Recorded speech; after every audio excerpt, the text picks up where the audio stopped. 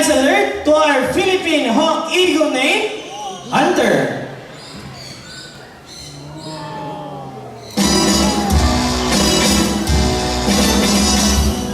Nice catch, Hunter. Now, Philippine Hawk Eagle typically hunts from a perch, waiting at the right moment to swoop down its prey. Now, Mr. Charles here is wearing a thick gloves that protects himself from the sharp talons and the claws of this bird. Now, this bird can grow up to 65 to 70 centimeters in length with a wingspan of 105 to 125 centimeters. Now, Philippine Hawk Eagle may not be as famous as the Philippine Eagle, but they share the same majestic and powerful aura, earning the nickname of Little Philippine Eagle.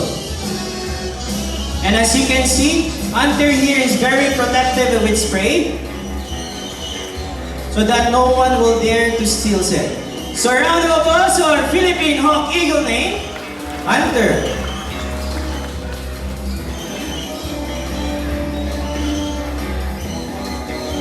Now, for our next birds of prey, it embodies the beauty and the mystery of the night. So let us remain silent, seated, and relax as we welcome the night creature of the Philippines,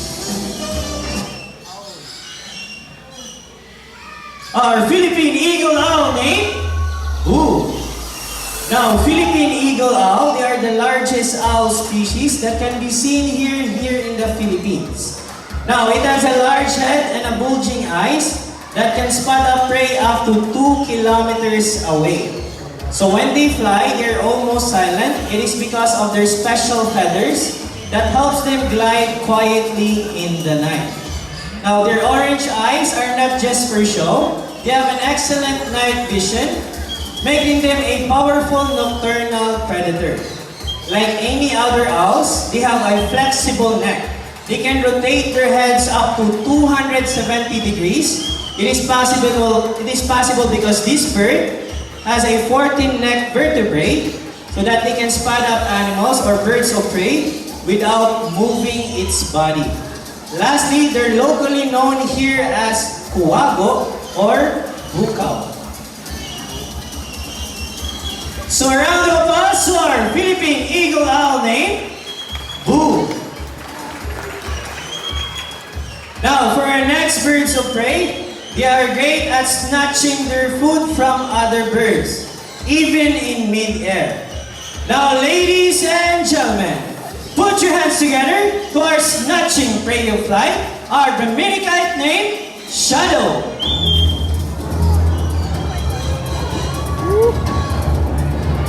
So, but wait, there's more. Here comes another Brahminicite named Argus. Now, Brahminicite, they have a white plumage from its head down to its underparts, and the rest of its color are striking chestnut brown. But wait, here comes the brother of Shadow, Cloud. So formerly known as Redback Sea Eagle in Australia, but locally known here in the Philippines as Banok in Bisaya and Lawig in Tagalog. Their lifespan in the wild, they can live up to 20 to 30 years. Now, these types of birds of prey can be found in Australia, Sri Lanka, Nepal, and Pakistan.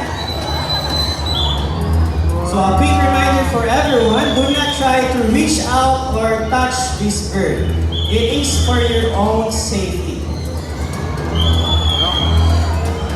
Now, these birds are excellent at gliding, soaring, and flying high in the sky.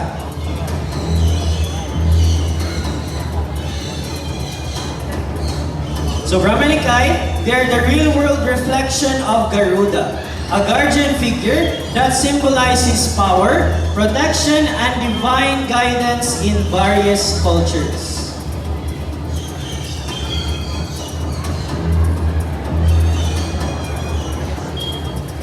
Now, for our last Brahminicite, I need an adult volunteer. Alright, so already have our adult volunteer. kindly listen to Kuya KJ's instruction.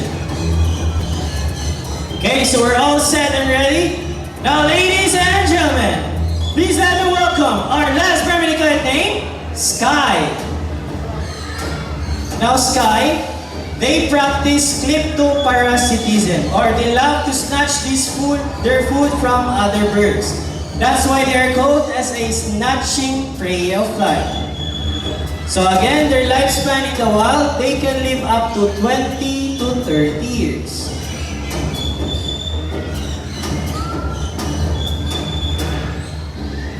So they're formerly known as red-backed sea eagle in Australia, but locally known here in the Philippines as Banog in Bisaya and Lawi in Tagalog.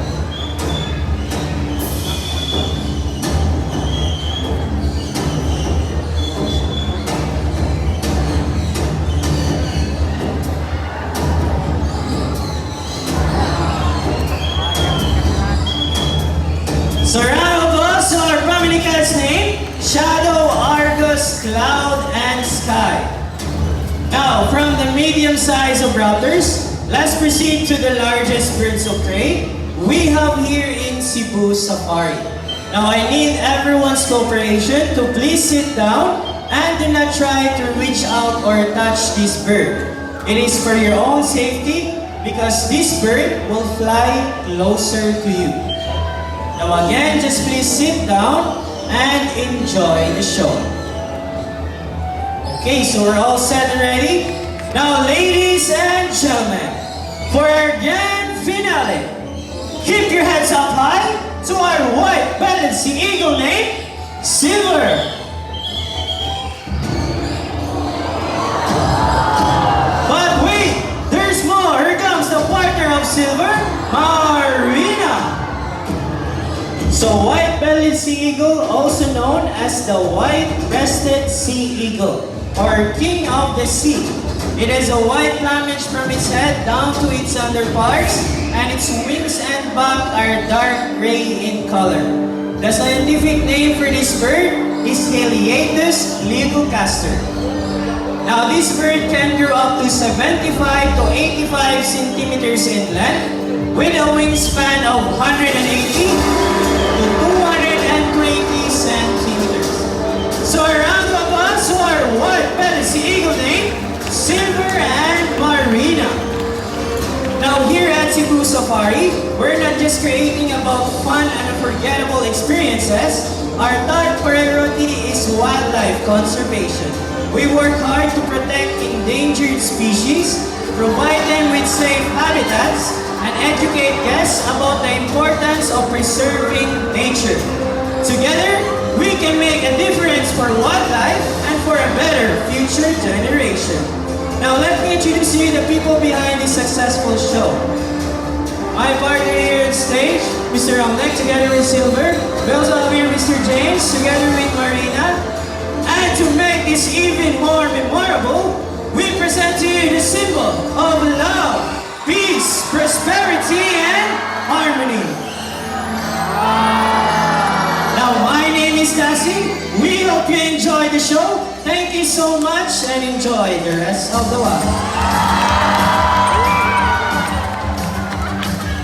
Alright, so for those who want to take pictures of our photograph birds, kindly form a line here at the center.